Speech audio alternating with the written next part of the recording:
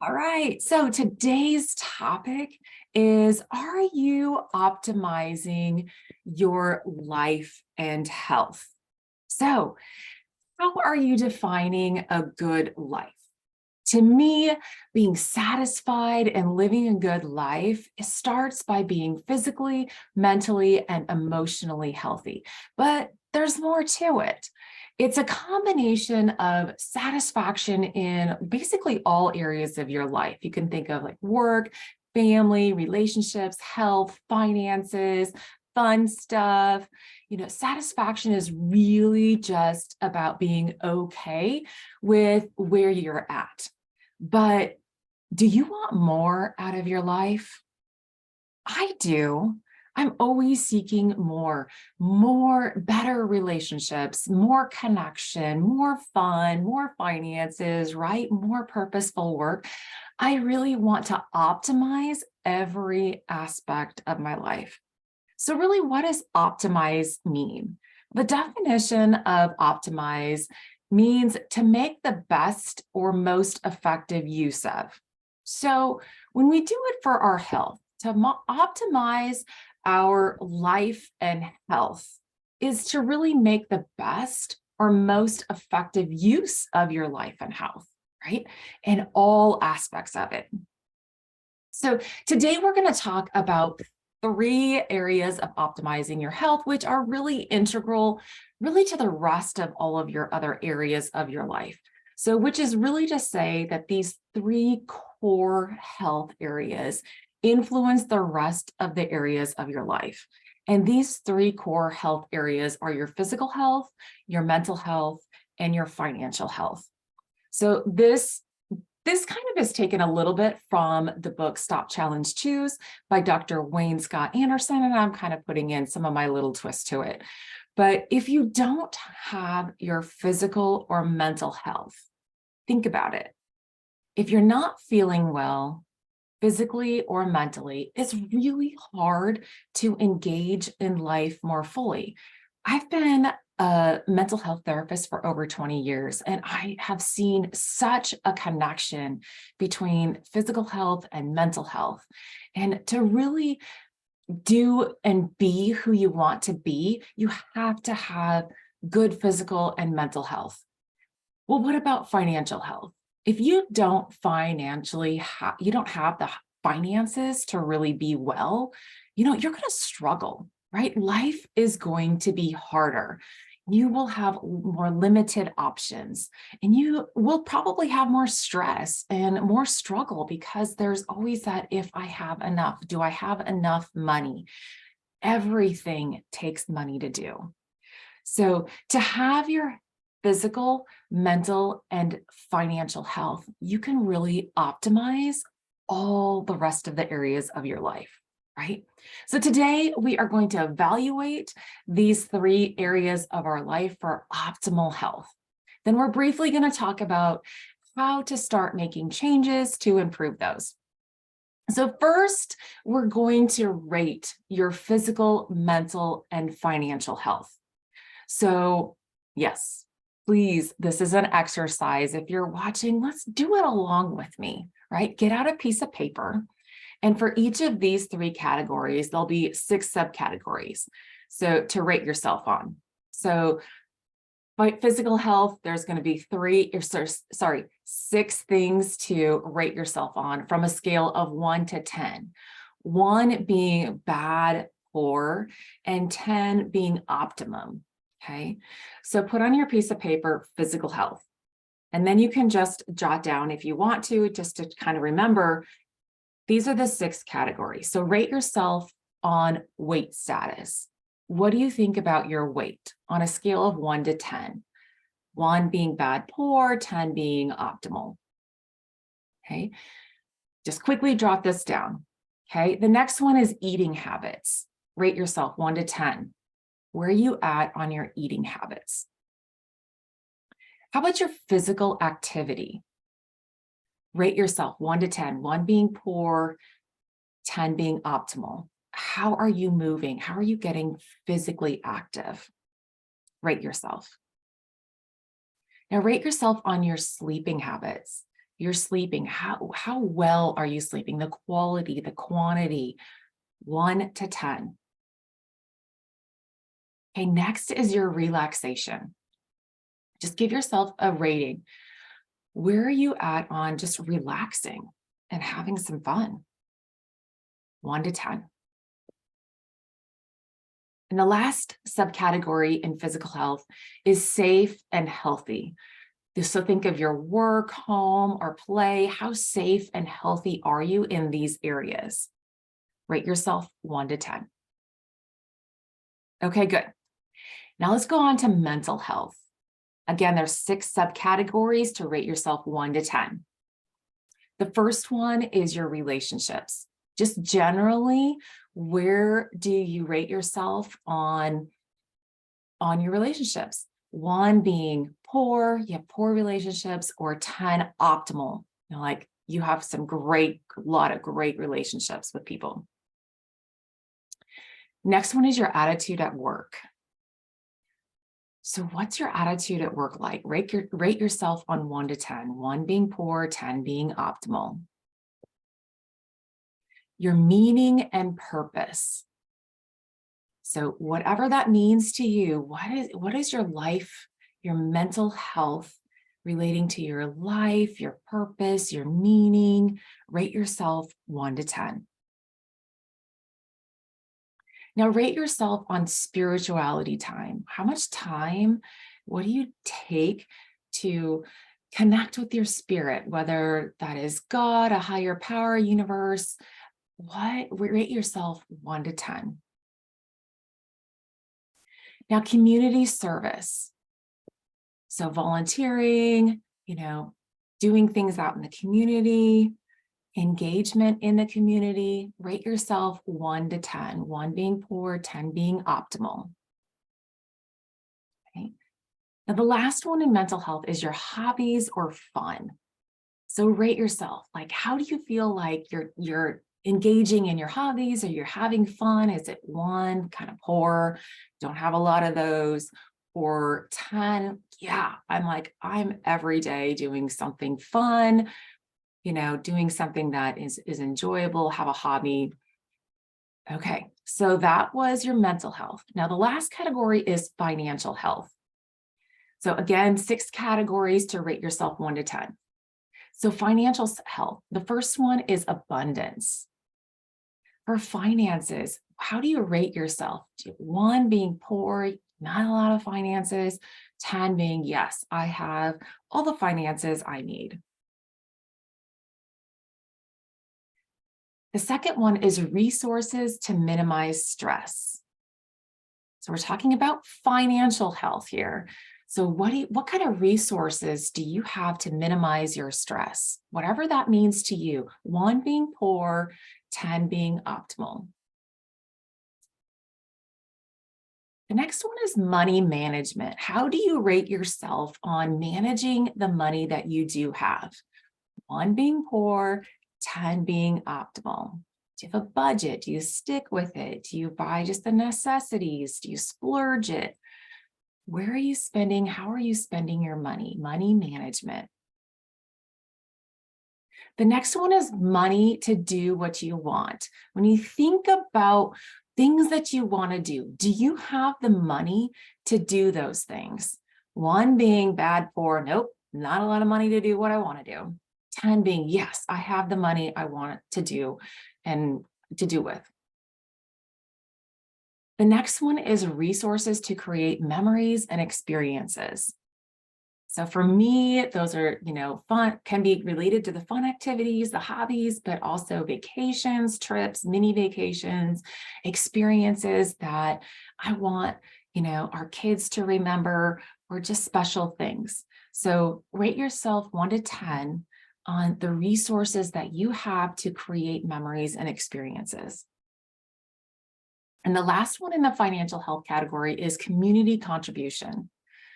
So do you feel like you're giving financially, contributing to your community, to the causes that are important to you, whether it is a church affiliation, there's a ton of nonprofits, what do you have the finances to contribute to your community the way you want to? All those fundraisers that kids have at school, the Girl Scouts, Boy Scouts, cookies and popcorn and all of those. Do you feel like you have the money to support the causes and contribute to your community?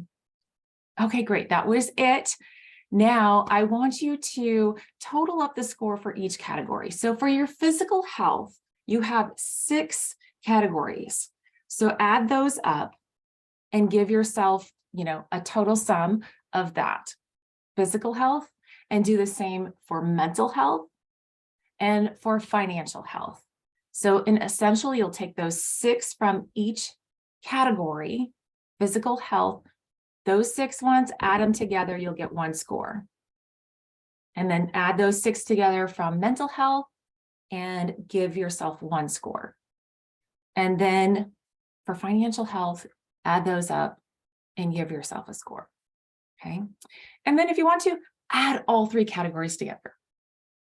So you can go back to this and re-rate yourself after time. Like, it's a good kind of thing, and keep your numbers so that you can kind of see where you're going. So how well really are you doing, right?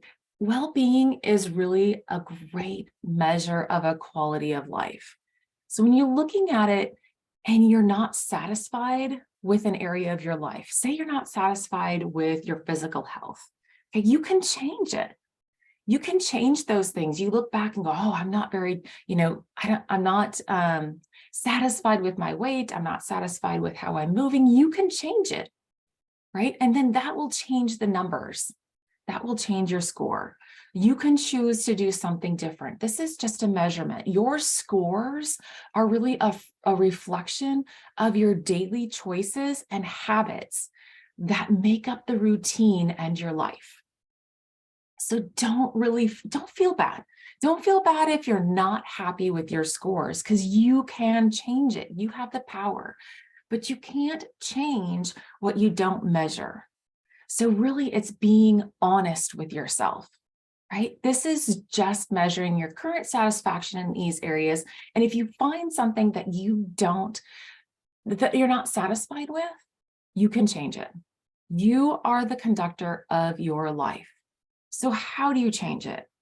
Well, here's a little brief summary on how to change, right?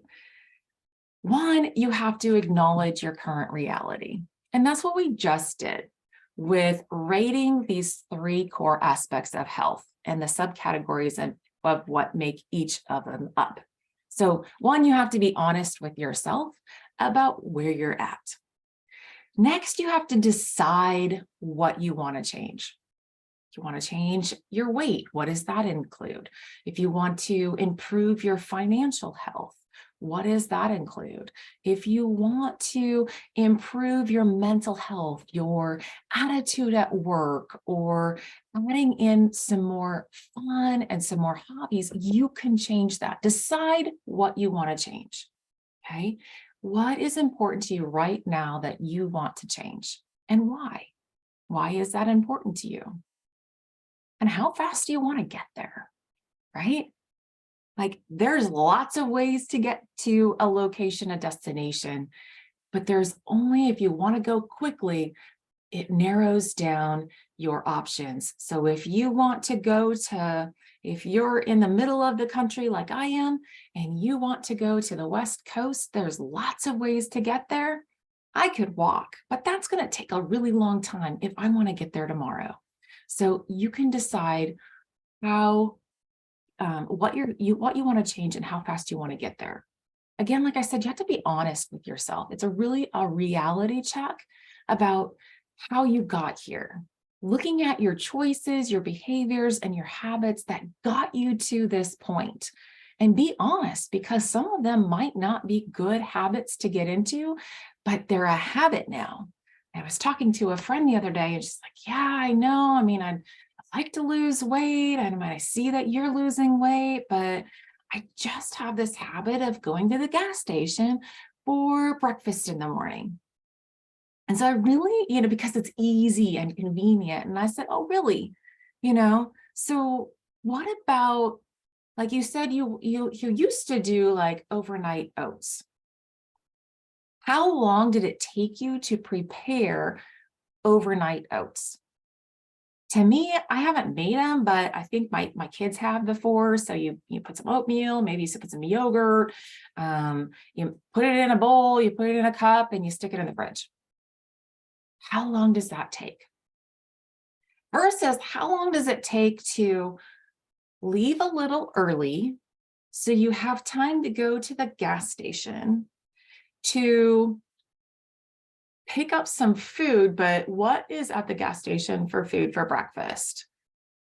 Breakfast pizza, donuts, muffins. Okay, how is that choices affecting your mental and physical health and your wallet? She also wanted to like, hey, I need to increase my income because right now I don't have the money to put down for a car payment. And my thought was, well, what are you spending on a donut or breakfast pizza that's not what your body needs? And how much does it cost actually to make overnight oats?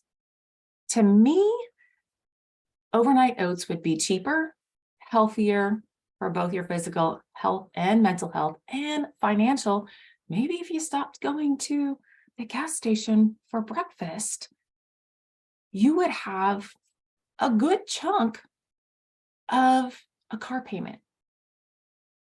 This is how that kind of all relates.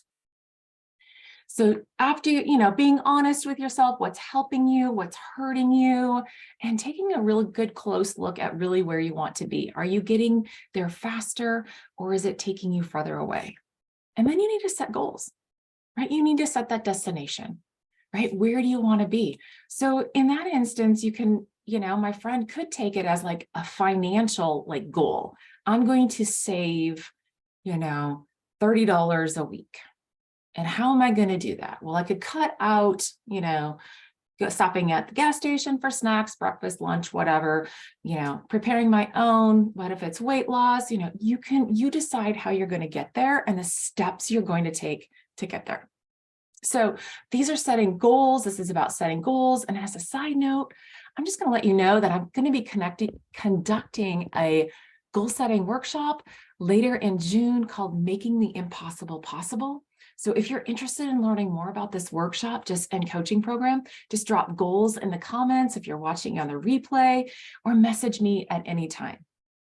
The next step to change is creating new rules to live by. So the definition of insanity is doing the same thing over and over again, expecting different results. Well, create new rules to live by, new daily habits.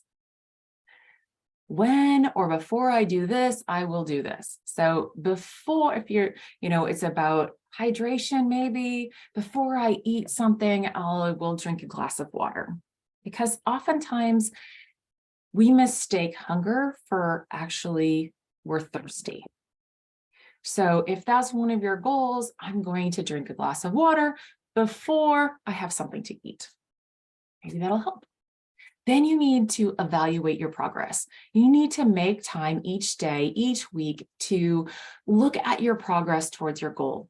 Learn about your habits, your tendencies, what sets you back, looking at your emotions, your stress, you might have to change your routine or schedule. How is that working? I'm trying this. I'm trying to do the overnight oats. What am I going to have to do? Oh, I'm going to have to make sure I have the ingredients on hand during the week. Okay, do that. Then we have to, create that habit of the night before, doing this before bed. So before I go to bed, I'm going to make my overnight oats, stick it in the fridge. And then when I get up in the morning, breakfast to go, right? And then you can modify your goals or adjust them or create new goals or rules to live by as you go. So this is the evaluation because what you have in mind for a goal, you might get there sooner than you think. So you might need to reevaluate and up-level that goal. So as a recap today, the only way to get better is to ask yourself questions. You can't change what you don't measure. So be honest with yourself about where you're at and where you want to go. Make decisions on how you want to get there, do it, and then reflect on how well it went or what didn't work so well and adjust it. Make those changes accordingly. You can't change what you don't measure. You have the power to decide the course of your life. You are the captain of your ship. You're the conductor of your life. Take the reins, choose to optimize your health and your life. Start with your physical, mental, and financial health. Again, I'll be conducting a goal-setting workshop later in June called Making the Impossible Possible. If you're interested in learning more about this workshop and coaching program, drop goals in the comments and I will get that information to you. So thank you for joining me today. If this something inspired you, please make the comments, reach out to me. I'd love to hear from you. So have a great day and I will see you again next week.